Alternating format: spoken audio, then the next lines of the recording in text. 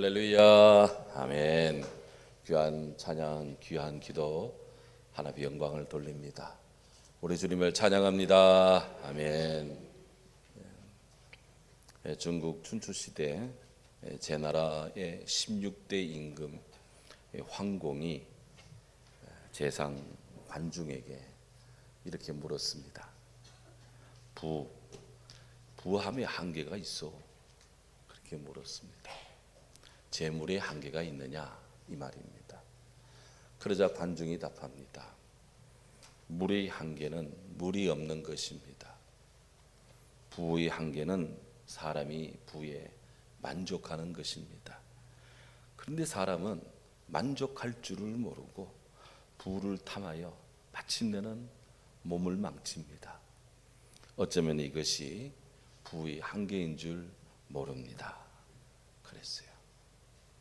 사람이 하나님의 구원을 받고 영원한 하나님의 자녀로서 천국의 자녀 시민으로 거듭난 것은 썩어질 씨로 된 것이 아니요 썩지 아니할 씨로 된 것이니 살아있고 항상 있는 하나님의 말씀으로 되었느니라. 이렇게 베드로께서 말씀을 했습니다.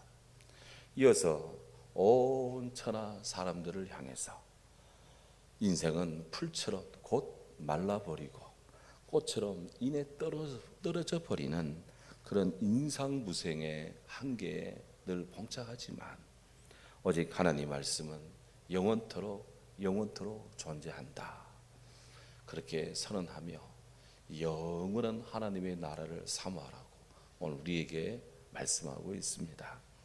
오늘 본문이 이렇습니다. 그러므로 모든 육체는 풀과 같고 그 모든 영광은 풀의 꽃과 같으니. 베드로 사도는 이사야 40장 6절 8절 말씀을 직접적으로 인용한 겁니다. 일찍이 이사야 선지자는 이렇게 외쳤습니다. 말하는 자의 소리여 이르되 외치라. 대답하되 제가 무엇이라 외치리이까. 하나님이 말씀하랍니다. 모든 육체는 풀이요 그 모든 아름다움은 들의 꽃과 같으니 풀은 마르고 꽃이 시들면 여호와의 기운이 그 위에 불미라. 풀은 마르고 꽃은 시드나 우리 하나님 말씀은 영원히 서리라. 이 말씀을 베드로 사도가 일부 이렇게 인용을 해서 오늘 우리에게 말씀합니다.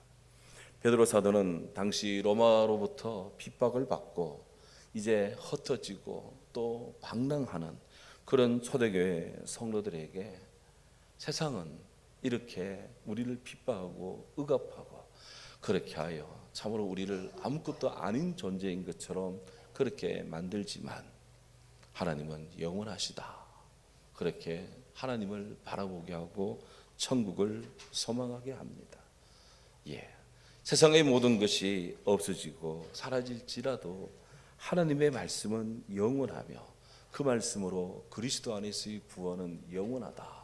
그렇게 주님이 우리 주님 안에서의 영생을 증거하고 있습니다.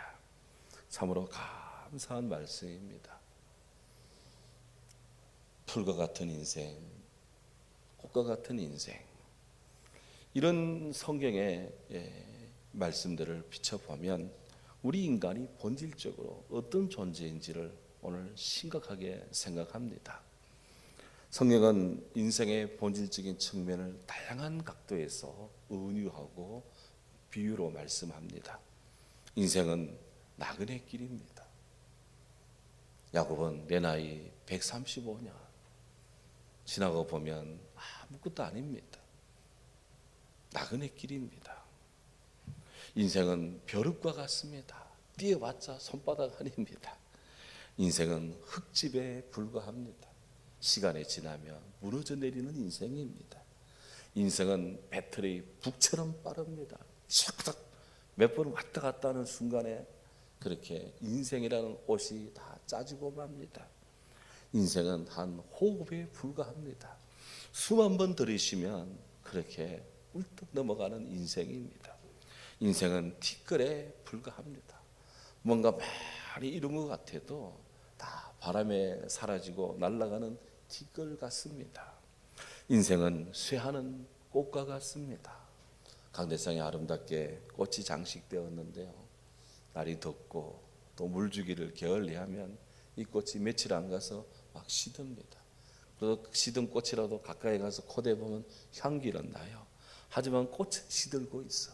인생은 이와 같습니다. 또한 인생은 머물지 않는 그림자와 방불합니다. 인생은 그림자입니다. 인생은 꿈같이 지나갑니다. 한 점 적어놨는데 벌써 인생은 종칠 때가 되었습니다. 일장춘몽이라. 인생은 하찮은 부득이에 불과합니다. 인생은 그 길이가 한 뼘, 손뼘 넓이만 밖에 되질 않습니다. 무정장 돌아다닌 것 같은데 한 손뼘밖에 안 된다. 인생은 잠깐 자는 잠 같고요, 인생은 숨을 한번 들이쉬다가 내쉬는 일시간에 지나가고 구합니다. 인생살이는 소멸하는 연기와 같습니다. 인생은 마르는 풀과 같습니다. 메뚜기 같습니다. 질그릇처럼 연약합니다. 사라져가는 안개입니다. 성경은 곳곳에서 인생이 뭐냐, 인간 삶이 어떤 것이냐, 실로 이러하다고 우리에게 가르칩니다. 그렇습니다. 모든 육체는 풀과 같다. 풀이 파랗게 자라는데 이 뜨거운 여름철에 비가 오지 않으면 그렇게 말라 비틀어지고, 곧 가을이 오고 겨울이 되면 누렇게, 그렇게 해서 존재가 형해화되어 가는 것이 우리 인생이다 하는 거예요. 육신이 정말 꽃답게 일어나는 것 같은데 삽시간에 어느새 죽어서 흙이 되고 만다라는 통찰이기도 합니다. 그 모든 영광은 풀의 꽃과 같다. 이 땅의 대통령, 장관, 장군, 재벌, 재상 등등 인간의 부귀영화가 꽃처럼 피어나는 것 같은데, 그러나 풀보다도 빨리 시들어버린다. 풀은 그래도 한겨울을 한여름을 나는데 꽃은 화무시비롱이라. 꽃이 열흘을 못 핀다. 이거 못 가는 거예요. 우리 인생이 그렇습니다. 우리 한국 성결교회 대표 부흥사, 아니 한국교회 부흥사를 대표하는 세 손가락 안에 꼽히는 목사님 중에 한 분이 이성봉 목사님이십니다. 1953년 10월 20일 우리 교회가 세워질 때도 이성봉 목사님이 오셔서 이곳에서 전도 집회를 하면서 우리 교회가 출발했는데, 안타깝게도 그때 사진이 없어요. 왜 없냐 그렇게 찾아봤더니 그때는 카메라 있는 사람이 없었다. 그래서 사진이 없습니다. 하지만 기록은 있습니다. 그 이성봉 목사님이 부흥하실 때 자주 부르셨던 찬송이 있습니다. 허사가입니다. 세상 만사 살피니 참헛되구나. 부귀 공명 장수는 무엇하리요. 고대 광실 높은지 문전 옥답도 우리 한번 주면 일장의 춘몽같이 모든 육체 불같이 썩어버리고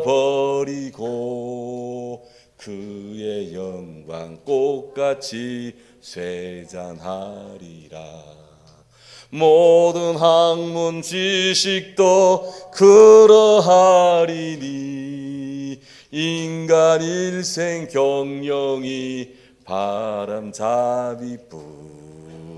우리 희망 무행가 뜬 세상 영화 분토같이 버리고 주님 따라가.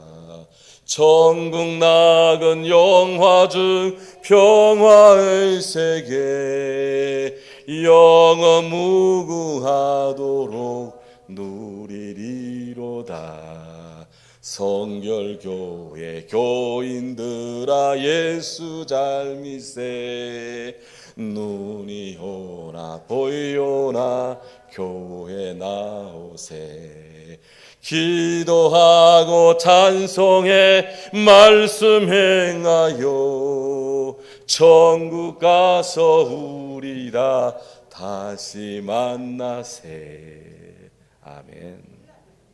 옛날에 저 어릴 때도 이승우 목사님 부흥회 다니면 이 찬송을 그렇게 부르셨는데 그때 뭔지는 몰랐지만 굉장히 마음에 와닿았어요.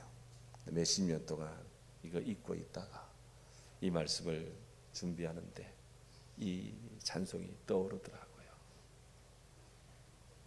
BC 60년경 로마의 3두 정치 시대가 있었습니다.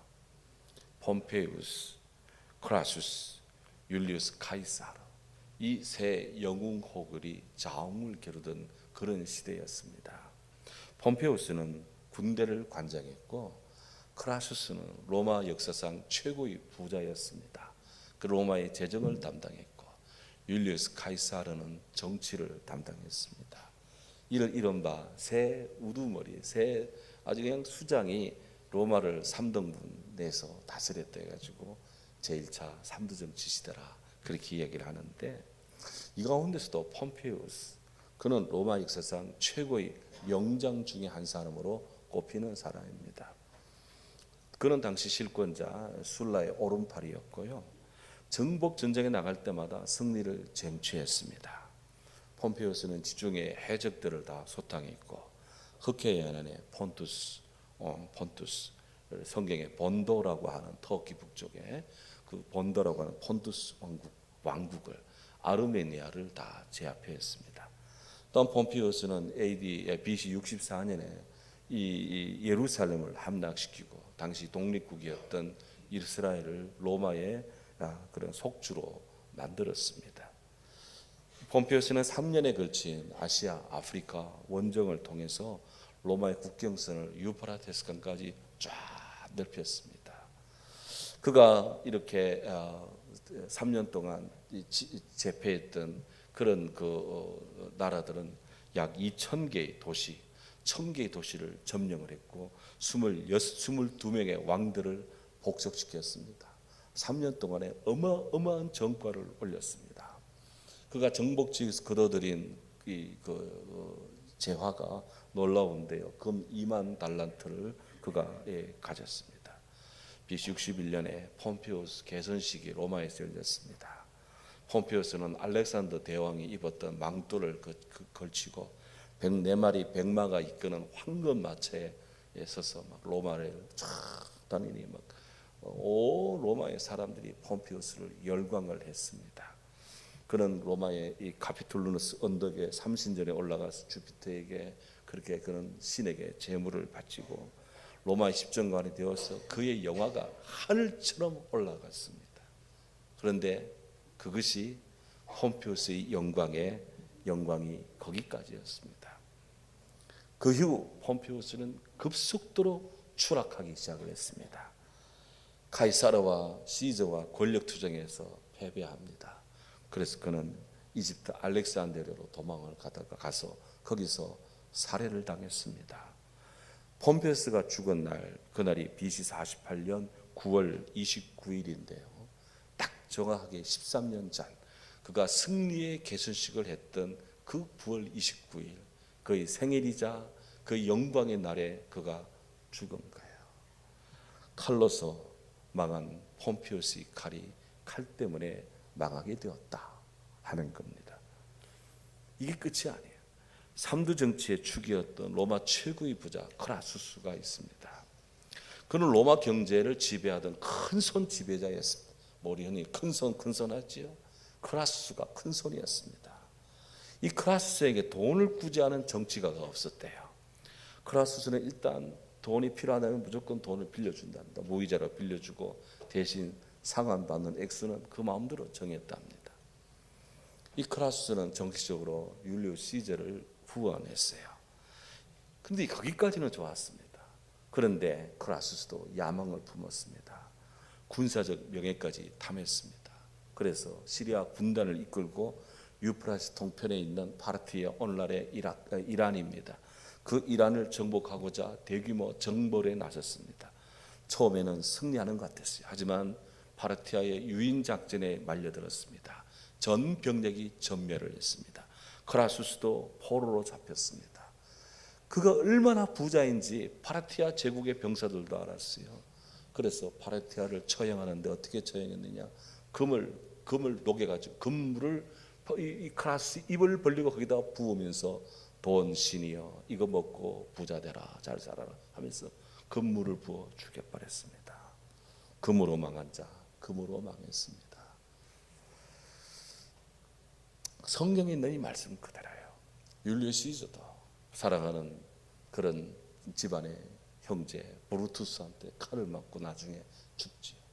영화를 누린 자들이 다 이렇게 죽습니다. 그 모든 영광은 풀이 꽃과 같다. 풀은 마르고 꽃은 떨어진다. 말씀 그대로입니다. 하나님이 없는 인생, 하나님을 모르는 인생의 귀결은 이와 같다.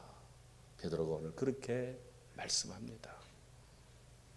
이어서 베드로는 위대한 증거를 합니다. 오직 주의 말씀은 세세토록 있도다. But the word of the Lord stands forever to you. 당신에게 하나님 말씀은 세세토록 있다. 당신이 가진 권력, 당신이 가진 영광은 다 꽃처럼 풀처럼 사라지지만 당신에게 하나님 말씀이 있다면 그 말씀은 영원하다. 그 말입니다. 과거 냉전 시대에 공산주의 국가의 공항을 드나들면 공항 출입 관리 세관원이 꼭 묻는 질문이 있을 때요. 혹 총이나 마약이나 성경 가지고 계시다면 신고하셨다가 돌아가실 때 찾아가시기 바랍니다. 이것들은 너무나 위험한 물건이라서 우리나라에서는 개인이 소지할 수 없습니다.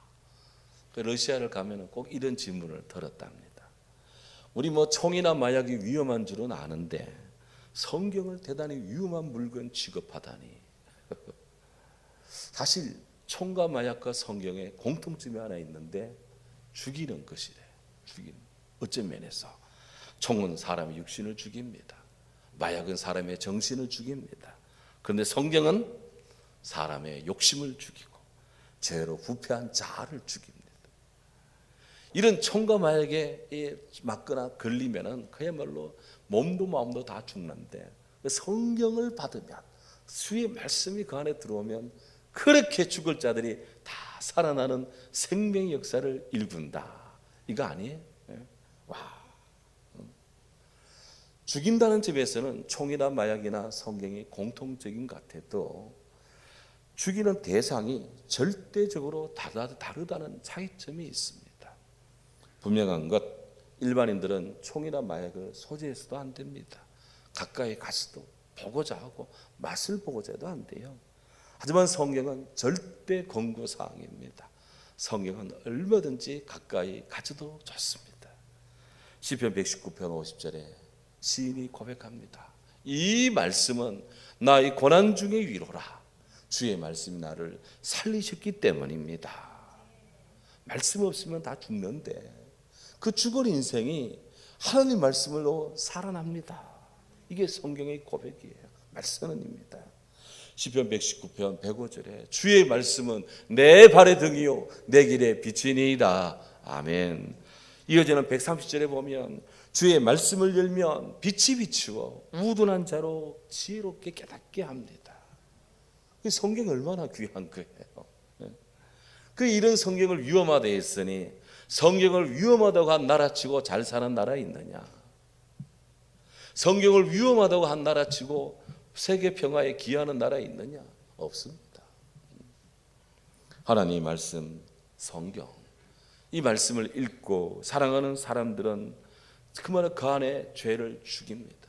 그러므로 주님이 살아납니다. 그는 철저하게 주 안에서 죽고 주 안에서 삽니다. 영생하는 백성이 되는 거예요. 성경은 죄로 인해 죽었던 그 사람에게 예수님 안에서 새 생명을 얻게 합니다. 성경은 내 안에 감추어져 있는 그런 나 자신의 파괴한 존재를 깨닫게 합니다. 성경은 숨겨뒀던 나의 죄를 폭로합니다. 새벽마다 성경을 봅니다. 지금 계속 이스라엘 역사 사무엘 하를 보고 있습니다. 거기에 다윗이 막 그냥 성공기가 나옵니다. 그런데 다윗 이야기에 그 절정에 올라가던 그 즈음에 딱 11장에 딱 가면 사무엘하 11장에 다윗의 죄성이 쫙 폭로가 됩니다. 왕의 잘못이 적나라하게 묘사가 됩니다. 쫙 표현이 됩니다. 얼굴이 뜨겁습니다. 마음이 뜨겁습니다. 부끄럽습니다. 저도 그런 관할권 속에 있으니, 세상이 그렇게 있으니 우리가 죄인이라는 것을 고백지 않을 수가 없습니다. 성경은 내 안에 꽈리를 털고 있는 욕심과 거짓과 권모와 술수를 다 드러내고 맙니다. 그래서 어거스틴은 성경의 가치를 증거하는데요, 교리라고 하는 책에서 이런 이야기를 합니다. 성경은 끔찍한 질병에 걸려있는 인간 의지를 치료하는 약입니다. 세상에 끔찍한 질병이라는 이 죄라는 질병, 이거를 치료하는 약은 없어요. 뭐 감기야, 뭐 두통이야, 뭐 이런저런 약은 있습니다. 그런데 죄라는 약을 치료하는, 죄라는 질병을 치료하는 약은 성경 외에는 없어요. 여기서 그렇게 말합니다. 신국노예라는 책에서 성경은 지성을 복종시켜 하나님의 지시와 도움을 받도록 하고, 열정을 지성에 복종시켜 억제와 통제를 받도록 합니다. 나의 거친 불타는 화상 같은 이 마음을 다스릴 수 있는 것은 현인의 말씀도 아니고 훌륭한 도덕 철학도 아니고 오직 성경만이 그렇게 나의 들끓는 자아를 통제할 수 있고 컨트롤할 수 있다. 그렇게 어거스틴이 말했습니다. 그런 설교라는 그의 설교에서 이런 이야기도 했습니다. 제가 여러분들에게 성경을 설명할 때 사실 저는 여러분들에게 밥을 나눠드리고 있는 것입니다. 그런데 제가 나눠드리는 밥은 그것은 나 자신의 것만이 아닙니다. 여러분에게 나눠지는 그것을 사실 저도 먹고 있습니다. 제가 이 설교를 하고 있는 것으로 여러 성도님들한테만 설교하는 것이 아니라 사실은 이 설교를 제가 제 자신에게 하고 있다, 이 말을 지금 하고 있는 겁니다. 여러분이 의지하여 사는 그것을 저도 의지하여 삽니다. 우리는 하늘에 공동의 보고를 두고 있습니다. 왜냐하면 바로 거기에서 하나님 말씀이 나오기 때문입니다. 이 말씀은 땅으로부터 나오는 것이 아닙니다. 이 말씀은 하늘로부터 오는 것입니다. 땅의 권위가 아닙니다. 하늘의 권위입니다. 성경의 근원이 어디냐? 성경의 근원은 하나님의 사람들이 썼다 저술을 했다 하더라도 하나님의 성령이 역사하신 것이고 주님의 입에서 나오는 말씀이다. 이거를 지금 어거스틴이 증거한 겁니다. 그렇습니다. 지난 역사 속에서 예수를 구주로 믿고 하나님의 말씀 성경을 사랑하며 읽고 듣고 지켜 행한 사람들, 그들은 멸망치 않고 영생을 얻는 그런 복된 자들입니다. 반면에 이 성경을 멸시하거나 듣고 읽고 행하지 아니하는 집은, 사람은 그 집을 머리 위에 지은 어리석은 사람 같도다. 비가 내리고 장수가 나고 바람이 불어 그 집에 부딪힘에 무너짐이 심하니라. 우리는 어디에다가 우리 인생의 집을 지을 것인가? 우리의 기초를 어디에다 둘 것인가? 어디다 두겠습니까? 주님, 나의 이 말을 듣고 행하는 사람은 그 집을 반석에 지은 지혜로운 사람 같다. 그렇습니다. 우리 세상에 썩어질 씨로부터 생겨난 모든 것들은 마르고 비틀어지고 떨어져 버림을 봅니다. 하지만 하나님 말씀은 세세토록 무궁하다. 이 말씀 안에서 오늘 새로운 용기를 얻습니다. 모든 육체는 풀과 같다. 모든 영광은 꽃과 같다. 풀은 마르고 꽃은 시들 때 하나님 말씀은 영원히 있도다. 1770년에서 1850년을 살았던 영국의 시인 윌리엄 워즈워드라는 분이 있습니다. 이분이 이 말씀을 깊이 묵상하며 초원의 빛, Splendor in the Grass라고 하는 세 개의 시를 남겼습니다. 그 시가 이런 시가 있습니다.